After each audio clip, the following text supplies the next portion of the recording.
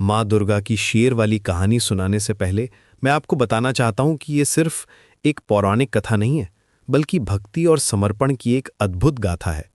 आज हम जानेंगे कि कैसे एक भूखा शेर माँ पार्वती का वाहन बना और माँ को मिला शेरा वाली माँ का नाम।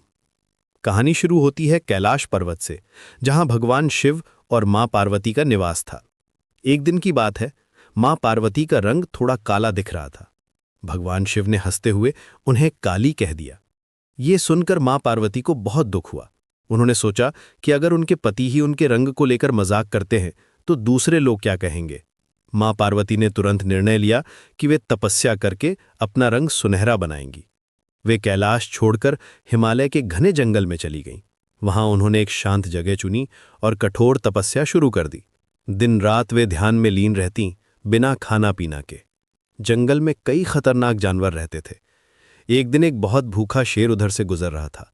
उसे कई दिनों से खाना नहीं मिला था। जब उसकी नज़र माँ पार्वती पर पड़ी तो पहले तो उसके मन में विचार आया कि ये तो आसान शिकार है, लेकिन जैसे ही वो माँ के पास आया, उसे एक अजीब शांति महसूस हुई। शेर ने देखा कि ये तो कोई साधारण स्त्री नहीं है। माँ पार्वती के चेहरे पर एक दिव्य तेज था। उनके आसपास एक अलौकिक शांति थी। शेर का दिल भर आया। उसने सोचा कि ये देवी हैं और मैं इनकी रक्षा करूंगा। उस दिन से शेर माँ पार्वती के पास ही रहने लगा। वह दिन रात उनकी रखवाली करता। जब भी कोई जंगली जानवर या खतरा आता, शेर उसे भगा देता।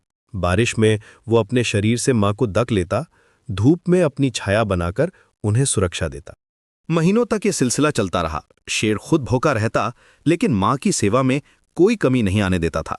उसकी भक्ति देखकर जंगल के दूसरे जानवर भी प्रभावित हो गए। वे सभी माँ पार्वती की पूजा करने लगे। अंततः माँ पार्वती की कठोर तपस्या पूरी हुई। उनका रंग सुनहरा हो गया और वे और भी सुंदर दिखने लगीं। जब उन्होंने आंखें खोलीं तो देखा कि एक शेर उनके पास बैठा है। पहले तो वे चौंकीं, लेकिन फिर उन्हें एहसास हुआ कि ये शेर उनकी रक्षा कर रहा था। माँ पार्वती ने शेर से पूछा, तुम कौन हो और यहां क्यों हो? शेर ने अपनी आंखों से सारी कहानी बता दी। माँ को समझ आ गया कि इस शेर ने कितनी निष्ठा से उनकी सेवा की थी। माँ पार्वती का दिल भर आया। उन्होंने शेर को प्यार से सहलाया और कहा, तुमने मेरी इतनी निष्ठा से सेवा की है। तुम्हारी भक्ति देखकर मैं बहुत प्रसन्न हूं। आज से तुम मेरे वाहन बनोगे। तुम मेरी शक्ति के प्रतीक होगे। उसी क्षण शेर दिव्य हो गया।